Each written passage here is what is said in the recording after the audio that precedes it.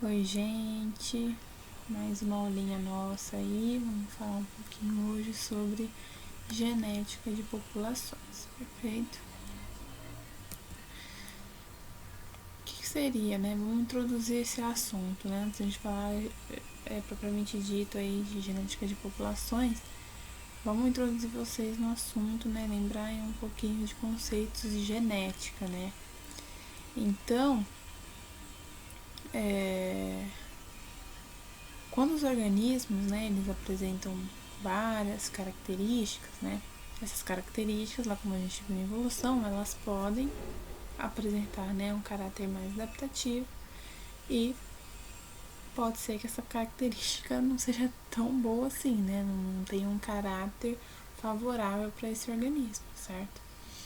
Quando a gente tem, então, essas duas variações aí de características numa mesma espécie, a gente pode concluir que essa ocorrência, né, essa geração de características, de mais de uma característica, são geradas a partir, né, de mutações gênicas, certo? Então eu vou ter característica que vai favorecer a sobrevivência e outra, né, que vai desprover esse indivíduo. Então, em função, né, de a gente ter vários fatores aí evolutivos que atuam, né, em todo esse equipamento genético das populações, elas tendem, né, a se alterar ao decorrer do tempo, ok? Então, as populações, né, a gente pode concluir que as populações não são imutáveis, ou seja, as populações elas não vão ser algo que não vai sofrer mudanças, né? Não vão ser imutáveis. Na realidade, elas vão aí sofrer várias mudanças ao longo de muito tempo, ok? Elas vão permanecer ali sempre com as mesmas características, certo? E lá em 1950, um biólogo, né?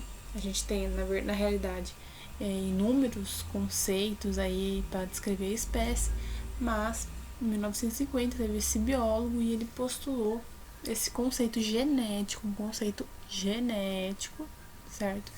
Para populações, que seria uma população é um conjunto de indivíduos que se reproduzem sexuadamente, compartilhando um conjunto de informações genéticas e mantendo um patrimônio gênico comum.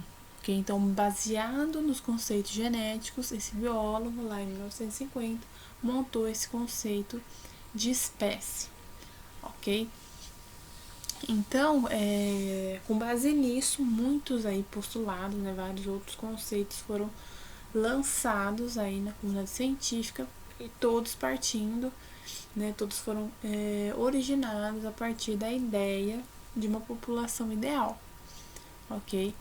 E o que seria essa população ideal? Como seria essa população ideal? Primeiro, essa população ideal, ela deve ser sempre uma população muito grande, né, com muitos indivíduos compondo aquela população. Segundo, todos os cruzamentos, eles podem ocorrer com igual probabilidade, né, com igual chance de acontecer, permitindo aí uma perfeita distribuição dos seus genes entre todos os seus indivíduos. 3. Não deve estar sofrendo a ação da seleção natural, então a gente não tem nenhum fator evolutivo agindo nessa população ideal. 4.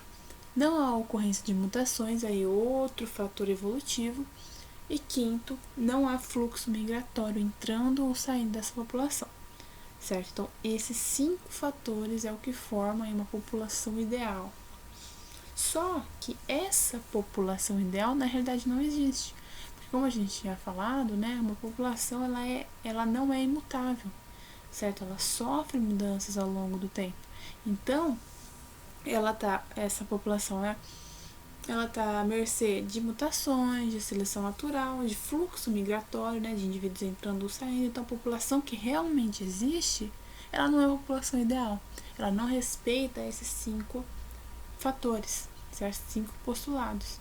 Só que esse modelo, né, de população ideal, ela vai permitir, né, estudar como que um fator evolutivo pode interferir na população. Então, imaginar o que seria uma população ideal vai permitir, né, uma melhor avaliação de como aquele fator evolutivo está agindo naquela população, perfeito? Então, vamos imaginar aí, né, uma população humana, né, uma população humana, né, o mundo inteiro é uma população grande, certo? Então, todas as populações humanas, elas vão sofrer a ação da seleção natural e também vão ocorrer mutações nela também, certo? Além disso, né, os fluxos migratórios são intensos, né, com tanta gente viajando para lá e para cá, certo? Então, para que os postulados da genética de populações, que foi o que a gente acabou de ver, eles sejam válidos, né, consideremos então como aplicáveis desde que as populações sejam grandes. Então, dizer que a população humana é grande é válido para os postulados, só que os seguintes já não encaixam muito no que seria uma população ideal. Então, baseado em toda essa discussão que a gente acabou de ter, falar sobre frequência gênica, né, a frequência dos genes na população é muito importante.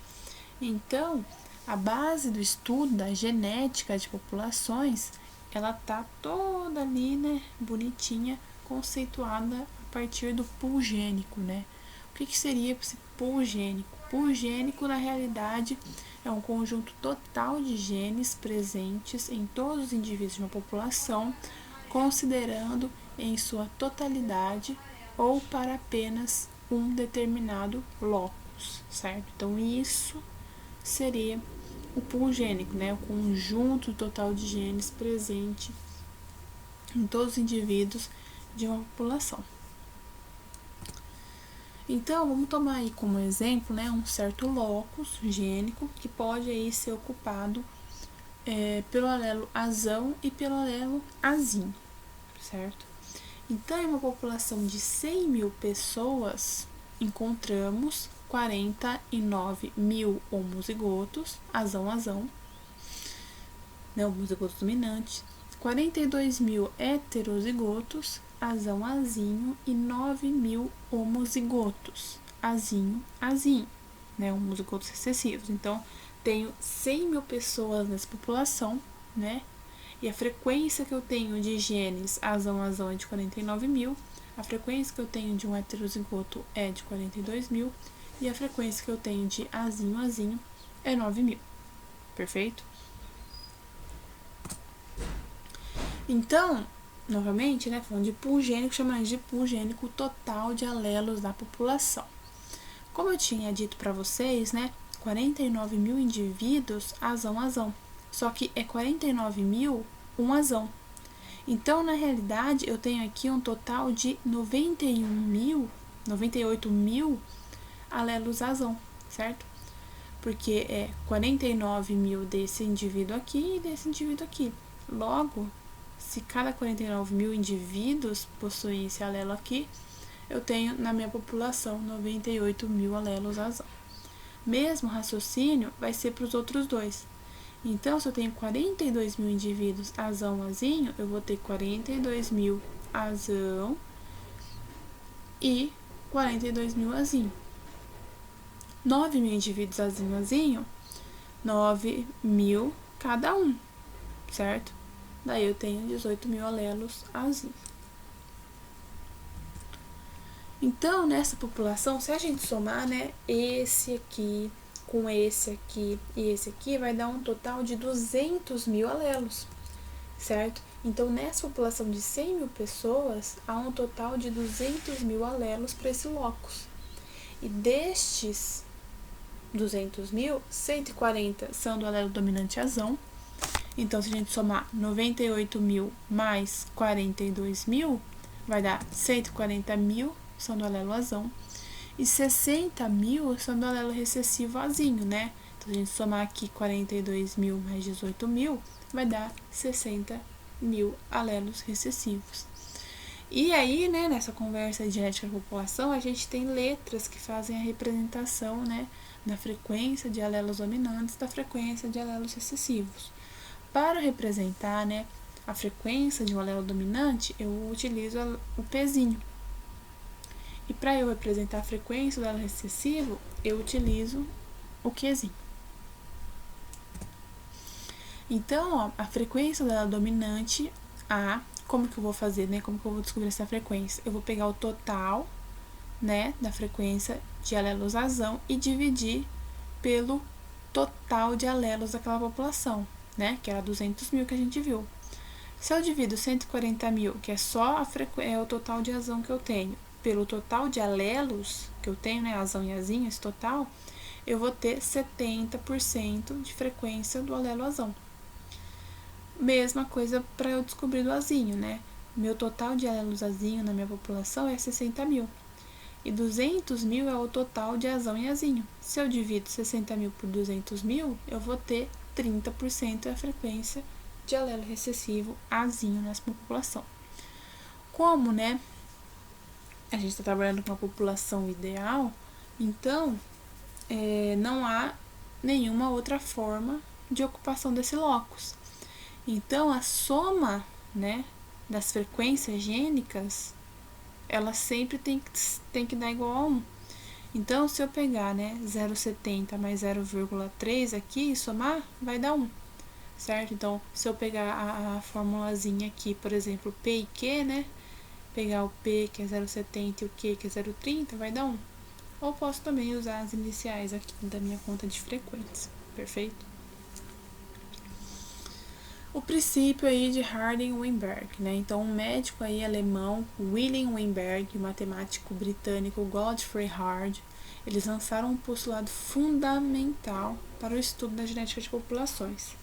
Segundo esses dois caras aqui, né, caso uma população não estivesse de fato, né, sofrendo influência de nenhum fator evolutivo, as frequências genotípicas e gênicas de todos os seus alelos, né, todos os seus alelos, deveriam permanecer constantes ao longo das gerações. Então, como esses alelos, né, eles não estão sofrendo nenhuma interferência de fator evolutivo, seja seleção natural, seja fluxo migratório ou até mesmo a mutação, certamente a frequência de um gene naquela população não vai mudar, certo?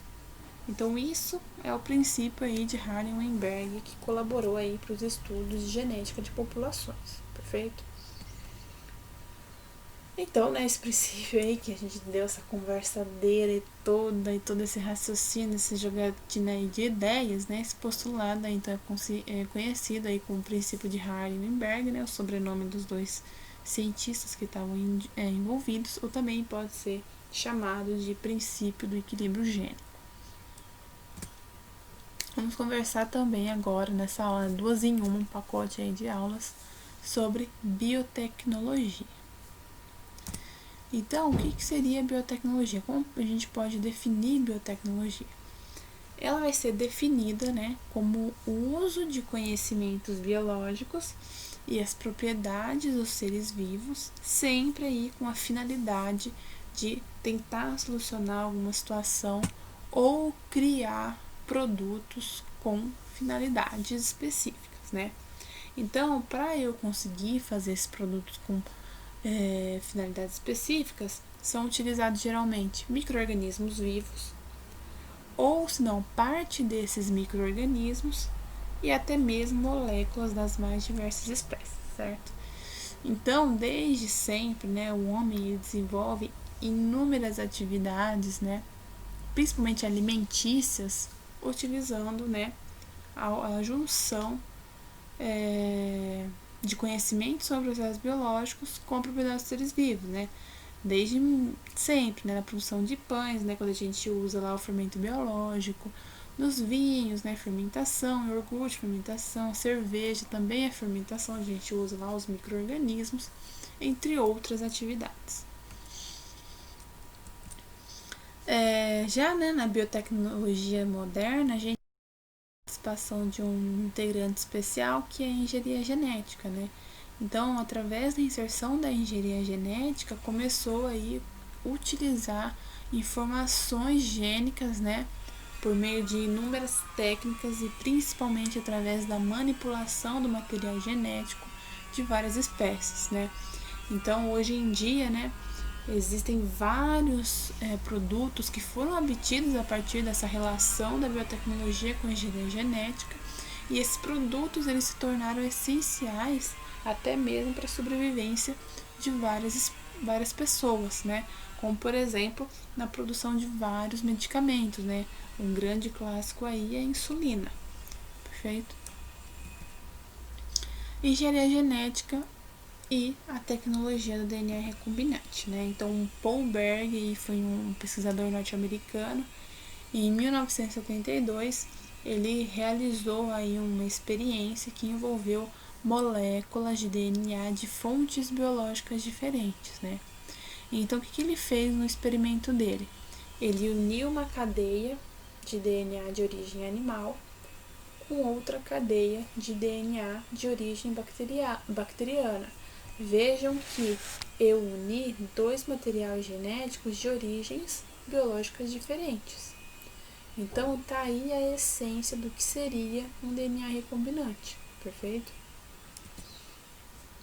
Então, a primeira experiência que ele fez teve aí um resultado satisfatório, envolvendo a união de moléculas de DNA de origens diferentes, e ele obteve um DNA recombinante, né? Então, ele uniu DNA de origem animal e um DNA de origem bacteriana, ambos de origem biológica diferente, e fez um DNA novo, né? Ele recombinou dois DNAs. Então, o que seria esse DNA recombinante, né? É uma molécula híbrida de DNA obtida a partir da união de moléculas de DNA de fontes biológicas distintas, certo? Muitas vezes as moléculas de DNA se originam de organismos muito diferentes, né? Como, por exemplo, na produção da insulina, onde a gente liga o gene humano responsável pela produção de insulina com o DNA de uma bactéria. Vejam que são seres totalmente diferentes, né? Um procarionte e um eucarionte, já começa aí, ok? Então,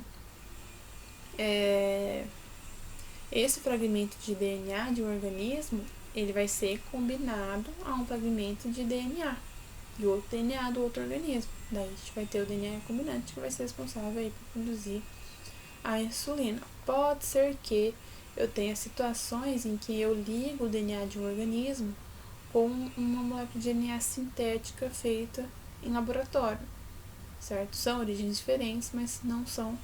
O sintético é feito em laboratório e não vindo de outro animal. Para formar então esse DNA recombinante é necessário eu ter ferramentas, né, que me auxiliem nesse processo, que cortem as moléculas de DNA, né, nas áreas em que eu tenho interesse, e depois eu tenho que ter outra ferramenta que faça a ligação dessas extremidades que ficaram livres, né. Então, nessa técnica, né, os segmentos de DNA são cortados por enzimas que são chamadas de enzimas de restrição, então elas cortam essa molécula de DNA. E para fazer essa ligação, né, dessa molécula de DNA com a outra de outro organismo, preciso de outra enzima, que é a enzima da DNA ligase, que vai fazer a ligação desses dois fragmentos de DNA e produzindo, enfim, o meu DNA recombinante. Então, toda essa tecnologia é chamada de tecnologia do DNA recombinante, ou popularmente aí associada com a engenharia genética. Então, vejam, né? Eu tenho duas moléculas de DNA aqui, ó. A enzima de restrição vai vir e vai cortar a minha área de interesse, que, por exemplo, poderia ser essa aqui. E essa aqui, ó, vai cortar toda essa região, cortou, a de restrição cortou. Aí eu vou unir essas duas moléculas. Vou unir e através da enzima ligase, vai deixar elas coladinhas. E aí eu formei o meu DNA recombinante. As enzimas de restrição, aí, que são importantes para esse processo, elas são naturalmente produzidas por algumas bactérias, e nas bactérias, essa enzima de restrição ela é geralmente utilizada na defesa, né, contra os invasores, né, contra parasitas dessas bactérias, como por exemplo alguns vírus, ok? Quando esse vírus tiver contato com essa enzima ligase, ele vai ter todo o seu material genético fragmentado devido ao contato que ele teve com a enzima ao invadir a bactéria, né, para parasitá-la. Em relação aos organismos transgênicos ou organismos geneticamente modificados, né, o que seria, né, um organismo geneticamente modificado? É aquele cujo material genético, né, o DNA ou RNA, tenha sido modificado por qualquer técnica de engenharia genética. Então, isso é uma definição de organismos geneticamente modificados.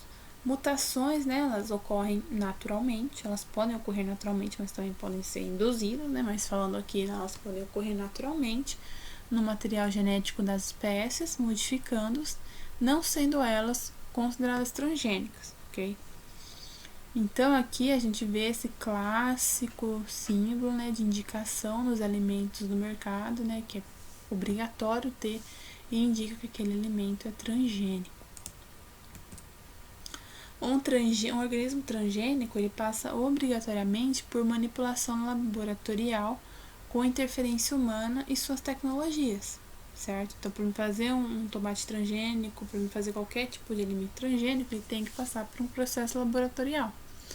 E o primeiro caso de organismo transgênico foi publicado no final da década de 1970, que foi a utilização aí da bactéria Escherichia coli. Então, eles pegaram a bactéria Escherichia coli, que é essa aqui, ó. Esse é o plasmídio, o material genético dela. E no material genético dela, o que aconteceu? Extraíram a molécula, o gene, né, da insulina da molécula DNA humano e colocaram, né, no plasmídio da bactéria, né? Uniram aqui o gene da insulina e eu tenho um plasmídio recombinante e depois esse plasmídio recombinante foi inserido novamente na minha bactéria. Essa bactéria, como ela não utiliza a insulina, ela vai produzir a insulina, porque agora ela tem um gene, então ela vai produzir insulina, mas ela não usa essa insulina. Então o que vai acontecer? O pesquisador vai extrair essa insulina, purificar e colocar, né, nos mercados aí para utilização no tratamento da diabetes. Então vejam que eu tive, né, a manipulação de um organismo ali para produzir alguma coisa benéfica, né, um medicamento que beneficiar os seres humanos, né, como esse organismo, né, ele teve aí a realização, né, a inserção aí de técnicas laboratoriais. Ele, né, a bactéria foi o primeiro caso aí de organismo transgênico. A utilização então aí de organismos transgênicos ainda gera muitas polêmicas, né, por parte tanto de opinião pública quanto também dos ambientalistas, né, e a aplicação dos organismos transgênicos hoje em dia é quase limitada, né. Então, geralmente utilizam os transgênicos para produção de medicamentos, para produção de plantas resistentes, né, às pragas, por exemplo, aumenta a produtividade, né, produzir mais alimentos no campo, aumento no valor nutricional, então eu tenho alimentos que são mais ricos em proteínas, eu vou ter alimentos mais ricos em carboidratos, e eu tenho, além disso, né, a produção de alimentos vacinas, né, que são alimentos que provavelmente, né, possuem ali algum tipo de anticorpo contra uma determinada doença. No entanto, ainda existem muito, como já inicialmente dito, existem muitas pessoas que temem a utilização dos organismos transgênicos, né, principalmente preocupados com o grau de segurança que possuem tanto para a saúde quanto para o meio ambiente. Daí tem algumas perguntinhas aí, né? Será que os alimentos transgênicos, né, poderão ao longo prazo fazer mal para a saúde? Quem irá fiscalizar a ética científica quanto aos organismos transgênicos, controlando o que é permitido ou não? Plantas transgênicas poderão cruzar com variedades normais, provocando desequilíbrios ambientais? Então a gente tem uma grande questão aí dos transgênicos, né? Se eles podem ou não trazer grandes benefícios, tanto para o ambiente quanto para o ser humano, que ainda precisam ser bem investigadas, né? E respondidas aí com ciência. Então, para fechar essa parte de transgênico, né, eles representam aí uma revolução científica e, se utilizados com critérios e comprovados, né, com comprovação que são seguros, eles vão trazer aí muitos benefícios para a humanidade, né, porque eles estão sendo feitos geralmente para nos beneficiar. Aí tem um exercício aqui, ó, que fala: a tira do quadrinho a seguir faz referência à manipulação de genes em laboratório. Né? Então, no laboratório de genética, Flash, eu avisei para não colocarem um gene de vagalume no elefante. Se esse tipo de experimento realmente fosse concretizado, poder-se-ia afirmar que A. O elefante e o vagalume são organismos transgênicos. Apenas o vagalume é um organismo transgênico. C. Uma sequência de RNA do vagalume foi transferida para as células do elefante. D. O gene do vagalume controlou a produção de RNA e de proteínas no interior das células do elefante. E E. Uma sequência de DNA do elefante sofreu mutação. Qual será a alternativa certa? Tan, tan, tan, tan. E aí, e o exercício do Enem, que é um instituto de pesquisa norte-americano, divulgou recentemente ter criado uma célula sintética, uma bactéria chamada de Mycoplasma mycoides. Os pesquisadores montaram uma sequência de nucleotídeos que formam um único cromossomo dessa bactéria, o qual foi introduzido em outra espécie de bactéria, a Mycoplasma capricula. Após a introdução, o cromossomo da M. capricula foi neutralizado e o cromossomo artificial da M. mycoides começou a gerenciar a célula, produzindo suas proteínas. A importância dessa inovação tecnológica para a comunidade científica se deve a... Quero saber de vocês. Gente, deixei esses 2 exercícios para vocês tentarem fazer em casa, e se vocês quiserem e sentirem mais liberdade, podem mandar para mim pelo e-mail que vocês viram no início da aula, que aí eu corrijo e mando de volta para vocês, só para gerar uma interação melhor, se vocês quiserem, tá? Deixei aí como sugestão para vocês fazerem os 2 exercícios, beleza? Então, essa é a aula da nossa semana. Qualquer dúvida podem me procurar, beleza?